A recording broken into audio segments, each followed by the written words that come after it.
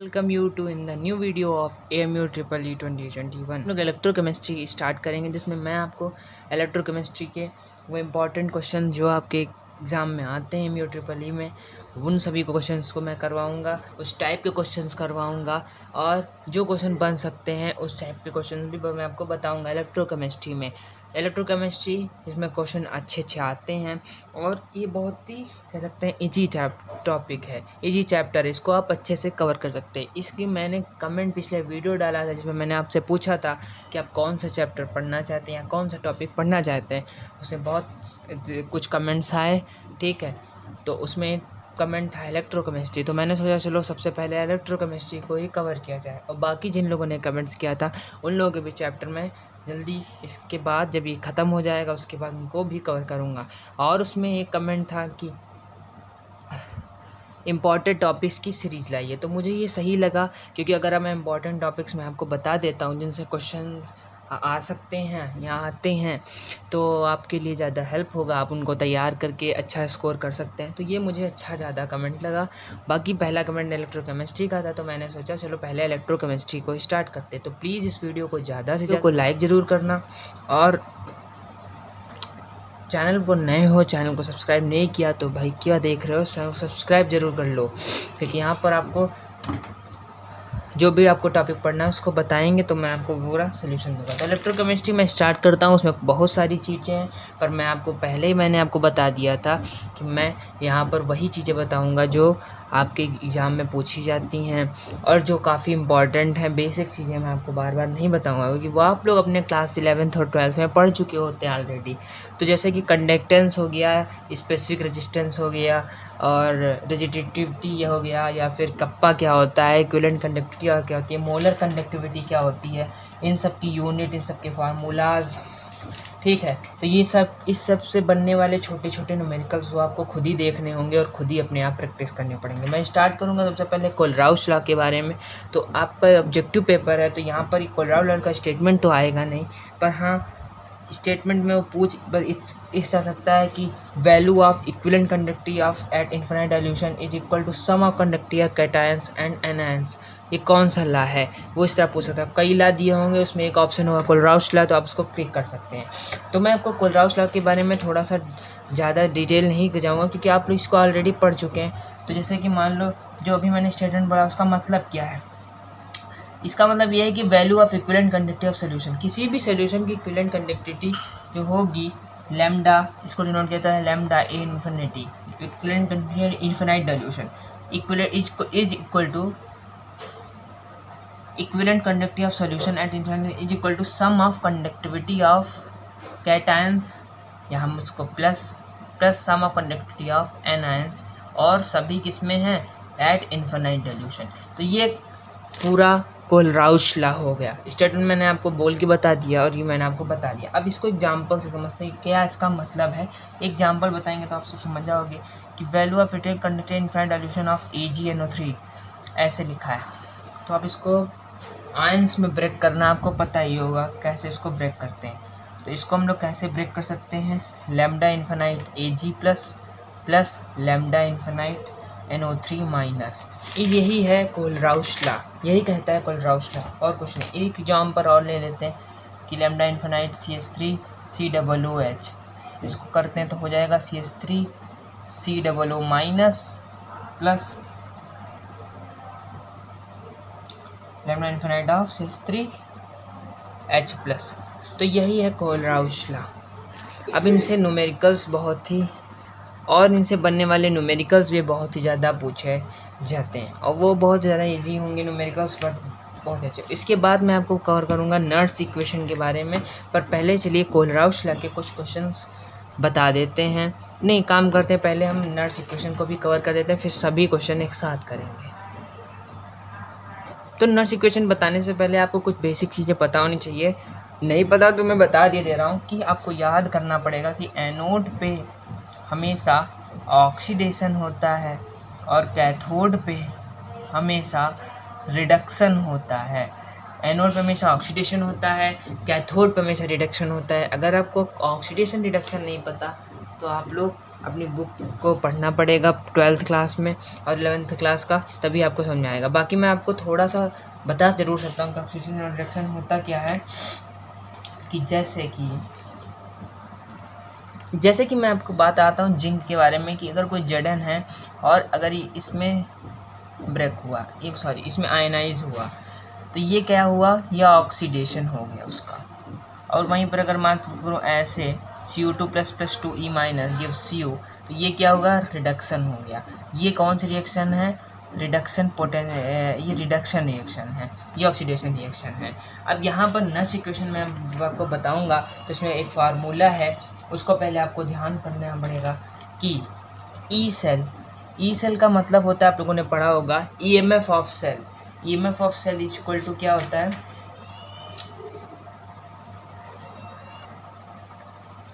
EOP plus ERP, या फिर आप इसको कह सकते हो E cathode plus E anode. इसका मतलब ये हुआ कि EMF ऑफ द सेल, अब इसके न्यूमेरिकल्स में आपको कराऊंगा तब समझ में आएगा कि EMF ऑफ द सेल जो होता है वो EMF of cathode plus EMF of anode. अब EOP ERP क्यों लिया, तो यार कैथोड पे हमेशा क्या होता है, ऑक्सीडेशन होता है, रिडक्शन होता है। एक सेकंड, इसको इधर लिखेंगे, इसको उधर लिखेंगे, गलती हो गई। और एनोड पे हमेशा क्या होता है, ऑक्सीडेशन होता है, ठीक है। तो इसी वजह से इसको इस तरह भी लिख सकते हैं, EOP प्लस ERP, या फिर कैथोड प्लस E एनोड, इस तरह आप इसको याद कर सकते हैं। तो ये इंपॉर्टेंट फार्मूला याद करना पड़ेगा आपको। अब नेक्स्ट इक्वेशन को हम यहाँ पूरा डिराइव तो नहीं करने जा रहे हैं, पर मैं आपको नेक्स्ट इक्वेशन बता दे रहा हूँ। नेक्स्ट इक्वेशन का आपको डेरिवेशन अगर देखना है तो आप लोगों को क्लास 12 का पढ़ना पड़ेगा। तो आपको मैं बता देता हूँ नेक्स्ट इक्वेशन में EOP कैसे निकालते हैं। तो इसको निकालने के लिए E0OP minus 0.059 upon n log base 10 OS अपॉन RS, और ERP निकाला जाता है E0RP plus 0.059 upon n log base 10 OS अपॉन RS। ऐसा बुक में दिया होता है, पर मैं आपको एक बहुत अच्छा ट्रिक बताऊंगा जिसकी हेल्प से आप इस टाइप के नर्स इक्वेशन के न्यूमेरिकल जो सबसे ज़्यादा कुछ लोगों को टफ लगते हैं वो बहुत ज़्यादा इजी लगने लगेंगे। तो ये है EOP और ERP निकालने का वो फार्मूला। अब यहाँ पे बात आती है कि आपको E0OP क्या होता है। इसको कहते हैं स्टैंडर्ड इलेक्ट्रोड पोटेंशियल, और E0RP E0OP standard oxidation potential, और E0RP क्या होता है, स्टैंडर्ड रिडक्शन पोटेंशियल होता है। अब बात आता है यहाँ पे हमें ये OS RS क्या है, तो इसको आप 2 सेकंड के लिए भूल जाइए। मैं जब न्यूमेरिकल करवाऊँगा तो आपको कैसी तरीका बताऊँगा जिसकी हेल्प से आप बहुत ही अच्छे से आसानी से कर लेंगे। अब बात आती है N क्या है, तो N ये है, कोई भी एलिमेंट जब आयनाइज होगा उसका ऑक्सीडेशन होगा, रिडक्शन होगा, तो ये जो इलेक्ट्रॉन्स जितने बचेंगे वही N होगा। यानी कि अगर इस रिएक्शन की मैं बात करूँ तो यहाँ पर N की वैल्यू 2 है, 2 इलेक्ट्रॉन्स है, तो यही हो गया N, ठीक है। फिर उसके बाद आपको EMF ऑफ द सेल कहेगा तो EOP ERP की जो वैल्यू आएगी उसको आप जोड़ के पूरा EMF ऑफ सेल किसी भी न्यूमेरिकल का निकाल सकते हैं। तो समझ में आया होगा मुझे मेरे हिसाब से आपको। तो अब चलिए कुछ बिना देरी करते हुए न्यूमेरिकल की तरफ बढ़ते हैं और सीरियस न्यूमेरिकल टैकल करते हैं। तो फर्स्ट न्यूमेरिकल जिसमें आपको दिया गया है कि आपको EOP कैलकुलेट करना है, यानी कि ऑक्सीडेशन पोटेंशियल कैलकुलेट करना है, और स्टैंडर्ड ऑक्सीडेशन पोटेंशियल वैल्यू दी गई है 0.44, और FeFeSO4 एट 0.1 मोल, ये आपको सब कुछ दिया गया है। तो सबसे पहले आपको यहाँ पे इस टाइप के न्यूमेरिकल्स में इसको आयनाइज करना है। तो Fe, देखो मेरी बात ध्यान से सुनना, यहाँ पे देखो आपको तरीका कुछ चीज़ें समझनी पड़ेंगी, ठीक है। तो मैं आपको वो चीज़ समझने की कोशिश करना बस। यहाँ पर आपको EOP निकालना है और सब OP में दिया है, यानी ऑक्सीडेशन पोटेंशियल निकालना है। और Fe का क्या इसका मतलब होगा, ऑक्सीडेशन होगा, Fe प्लस 2E माइनस, समझ रहे हो। OP निकालना है यानी कि ऑक्सीडेशन पोटेंशियल, और किस में होता है ऑक्सीडेशन पोटेंशियल आपको पता है, ठीक है। तो इस वजह से यहाँ पर इस Fe का क्या होगा, ऑक्सीडेशन होगा। अब यहाँ पर आपको फार्मूला पता है, EOP equal to E0OP minus 0.059 upon n log base 10 OS अपॉन RS।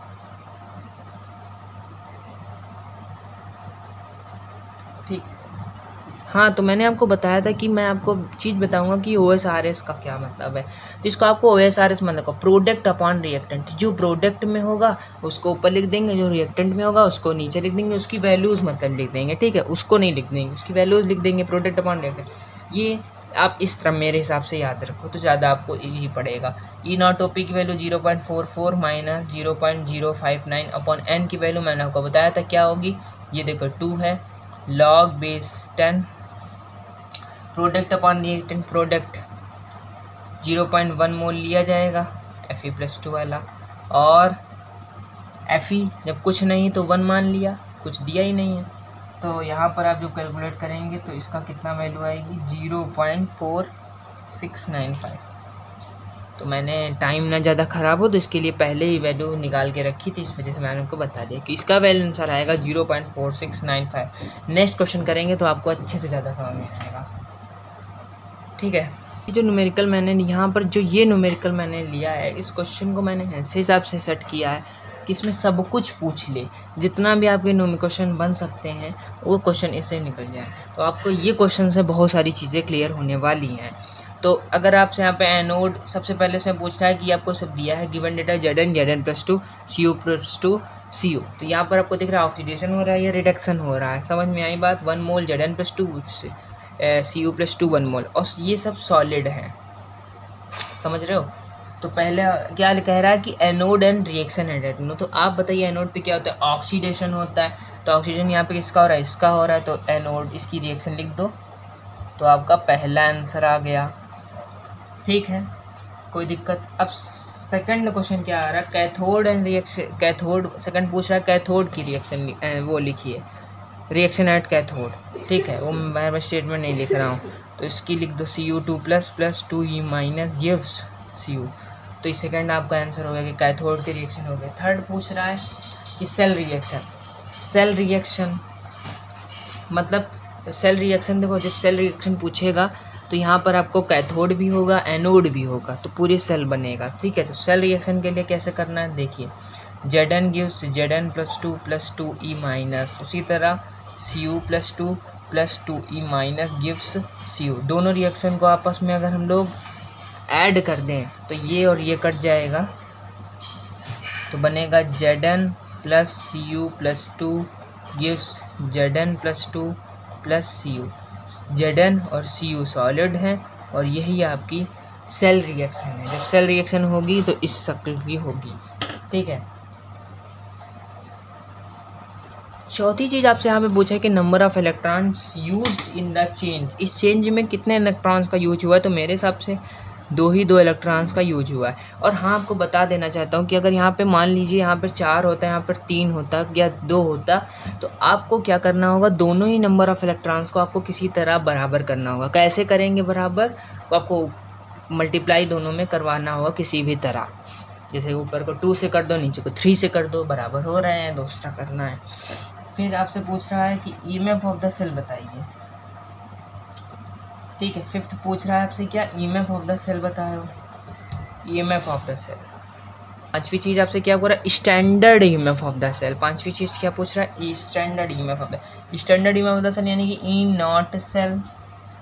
E0 सेल मतलब E0OP प्लस E0RP, यानी कि अब भाई आपको E0OP और E0RP निकालना है। तो कैसे निकाल लेंगे, तो निकालने की ज़रूरत नहीं है, यहाँ पे E0OP और E0RP की वैल्यू आपको दे रखी है, मैंने आपको बताया नहीं है E0OP E0RP की। तो क्वेश्चन में आपको ये दिया है कि E0OP की वैल्यू है प्लस 0.76 वोल्ट और E0RP की वैल्यू है प्लस 0.35 वोल्ट। अब आपको E0OP 0.7 और 0.35 वोल्ट, तो आपका आएगा 1.11 वोल्ट, ठीक है। तो इस तरह आप कैलकुलेट करते हैं। अब आपसे ई सेल भी पूछ सकता है कि EMF ऑफ द सेल पूछ सकता है, तो EMF ऑफ द सेल के लिए आपको इनर्ट्स इक्वेशन बताइए, उससे आप EMF ऑफ द सेल निकाल सकते हैं, ठीक। चलो कुछ और क्वेश्चन की तरफ बढ़ें। तो यहाँ पर जो नेक्स्ट क्वेश्चन है वो मैं ले रहा हूँ कोहलराउस। तो क्वेश्चन है आपके सामने, दैट इनफाइनाइट डाइल्यूशन, आपकी स्क्रीन पर दिख रहा होगा कि eight infinite dilution equivalent conductivities of HCl, NaCl and CH3Cl AA are 380.5, 109.8, 78.5 Simon equivalent inverse. Calculate the equivalent conductance of CH3COOH. तो CH3COOH का इक्विवेलेंट इंडक्टेंस कैलकुलेट करना है।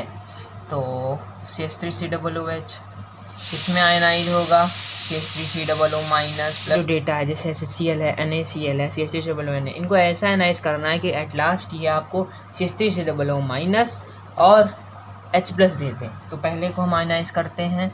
इन्फिनाइट डाइल्यूशन पे HCl का क्या सिस्टम है, lambda infinite H plus plus lambda infinite Cl minus, और यहाँ पर HCl में किसकी वैल्यू दी गई है, इसकी वैल्यू दी गई है क्योंकि लिखा है कि equivalent conductivity of infinite dilution equivalent conductivity of HCl है 380.5। तो इसको हम अभी यहाँ पर लिख देते हैं 380.5 equal to lambda infinite H plus plus lambda infinite Cl minus.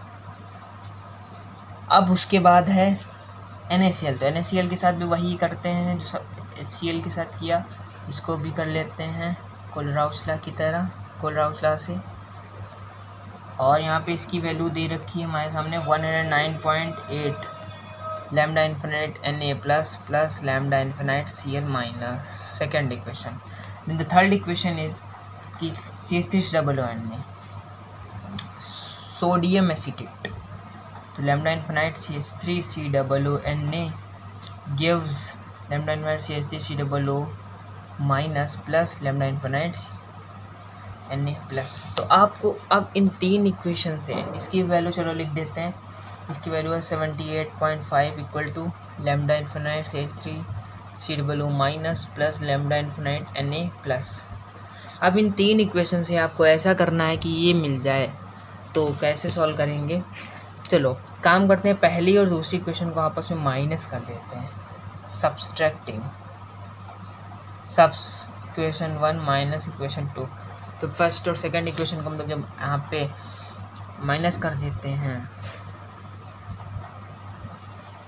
तो हमें क्या मिलेगा देखने को, 380.5 को माइनस करेंगे 109.8 से आएगा आप, तो ये आएगा आपका 170.7 इक्वल टू कितना आएगा, lambda infinite of H plus plus lambda infinite of Na plus. अब क्या करेंगे, इस वाली इक्वेशन और इस वाली इक्वेशन को आपस में माइनस कर देते हैं, यानी कि ये बन गई चौथी और फोर्थ इक्वेशन और थर्ड इक्वेशन, क्योंकि यहाँ से आपका Na कट जाएगा और यही आपका मिल जाएगा। तो fourth equation 4 minus equation third, तो 78.5 एक आपका आएगा 101.2। ये जो है आंसर आपका आएगा 101.2। सॉरी यहाँ पर मिस्टेक ये हो गई कि 380.5 और 109.8 को, एक सेकंड, तो हाँ हमसे एक मिस्टेक हो गई यहाँ पर। दोनों इक्वेशन मैंने 2 बार माइनस कर दिया, तो इसको सही कर लीजिए। पहले हम माइनस करेंगे इक्वेशन 1 माइनस इक्वेशन 2, तो यहाँ पर हमारा कितना आएगा 270.7 आएगा। और क्या बचेगा, lambda infinite of H plus minus lambda infinite of Na plus, ठीक। और फिर नीचे बचेगा 78.5 और lambda infinite of CH3COO minus plus lambda infinite of Na plus. तो हमने पिछली बार क्या कर दिया था कि इन दोनों को भी आप माइनस करते हैं, पर इन दोनों को आप माइनस कर दोगे तो फिर गलत हो जाएगा, तो ये जुड़ जाएंगे आपस में। तो लेकिन हम इन दोनों को क्या करेंगे, अब ऐड कर देंगे, ठीक है। तो ये और ये कट जाएगा, मतलब ऐसे काटिएगा मत, लेकिन मैं बता रहा हूँ। तो अब इसका क्या हो जाएगा 349.2 आपका आएगा आंसर। और इसकी यूनिट होगी सिमन इक्विवेलेंट इन्वर्स, सिमन इक्विवेलेंट इन्वर्स। तो ये आपका आंसर आएगा, ठीक है। सो नेक्स्ट क्वेश्चन आपके सामने है कि ये इसमें आपको EMF ऑफ द सेल यानी कि ई सेल कैलकुलेट करना है। तो ई सेल कैलकुलेट करने के लिए आपको क्या करना पड़ेगा, EOP प्लस ERP। तो EOP और ERP कैसे कैलकुलेट करेंगे, ये आपको कैलकुलेट करना पड़ेगा नर्स इक्वेशन से, ठीक है। नर्स इक्वेशन बस मैं आपको पूरा क्वेश्चन नहीं करवाऊंगा, बस मैं आपको बता दे रहा हूँ कैसे करेंगे। तो इसका हो रहा ऑक्सीडेशन इसका हो रहा है रिडक्शन। तो इसका करेंगे ऑक्सीडेशन पोटेंशियल EOP निकालने के लिए। E0 OP की वैल्यू आपको क्वेश्चन में दी रखी है, कितनी है 0.44 वोल्ट, ठीक है। और E0 OP की वैल्यू आपको दे रखी है 0.44 वोल्ट, ठीक। और E0 RP की वैल्यू और E0 OP की वैल्यू दे रखी है और E0 RP की वैल्यू रखी है। बस आपको इस फार्मूला में रखना होगा, नर्स इक्वेशन वाले फार्मूला में, जहाँ पर आप लोग इस तरह रखते थे E0 OP minus 0.0059 upon n log base 10 product upon reactant, और इसी तरह E0 RP में बस प्लस लगा देना, उससे आपको कैलकुलेट हो जाएगा, ठीक। सो जो नेक्स्ट क्वेश्चन है वो है आपके सामने कि ohm inverse is a unit of, किसकी यूनिट है ohm inverse? Molar conductivity, equivalent conductivity, specific conductance. तो इसका आंसर होगा ऑप्शन डी, कंडक्टेंस, क्योंकि आप लोगों को पता है कि G इक्वल टू होता है 1/R। उसके बाद नेक्स्ट क्वेश्चन है कि unit of molar conductivity is Om inverse centimetre inverse square. इसमें आपके 4 ऑप्शन हैं, तो यहाँ पर आपका होगा ऑप्शन सी, यानी कि ohm inverse centimetre square mole inverse. तो यहाँ पर ऑप्शन होगा आपका सी, ठीक। So the next question is unit of equivalent conductivity is ohm centimetre square.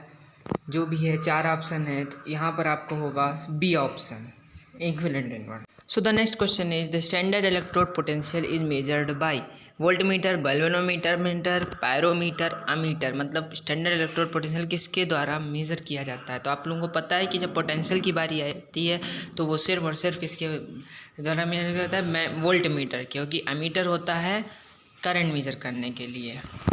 उसके बाद यहाँ पर नेक्स्ट क्वेश्चन है विच of the following is used for making reference electrode ZnCl2, Hg2Cl2, CuSO4 या HgCl2। सो इसमें जो आपका करेक्ट ऑप्शन होगा वो होगा option C, that is Hg2Cl2। यहाँ पर नेक्स्ट क्वेश्चन है कि which halide ion is not oxidise by MnO2। तो ऑप्शन है F-, Cl-, Br-, I-। तो इसका ऑप्शन करेक्ट ऑप्शन होगा I-, यानी कि ऑप्शन डी इसका करेक्ट होगा। उसके बाद नेक्स्ट क्वेश्चन है कि which of the following is best reducing agent. कौन सा इनमें सबसे अच्छा रिड्यूसिंग एजेंट होगा? तो इसका करेक्ट ऑप्शन होगा Br-। उसके बाद जो नेक्स्ट क्वेश्चन है कि which of the following is most powerful oxidising agent. तो पहला ऑप्शन है मैग्नीशियम, पोटेशियम, सोडियम, बेरियम। तो इसका ऑप्शन पोटेशियम होगा, यानी कि बी। सो आज का वीडियो यहीं पर एंड करते हैं, और जाते जाते मैं आपको एक क्वेश्चन देकर जाता हूं जो आपकी प्रीवियस ईयर MU-EEE में आया हुआ है। तो ये आपके सामने क्वेश्चन दिख रहा है, इसी को आपको सॉल्व करना है और इसका आंसर आपको कमेंट करना है कि आपका इसमें आंसर क्या आया, ठीक। तो प्लीज़ चैनल पर नया है तो चैनल को ज़रूर सब्सक्राइब कर लेना। वीडियो कैसा लगा प्लीज़ कमेंट में बताना। मिलते हैं नेक्स्ट वीडियो में। Thank you so much for watching.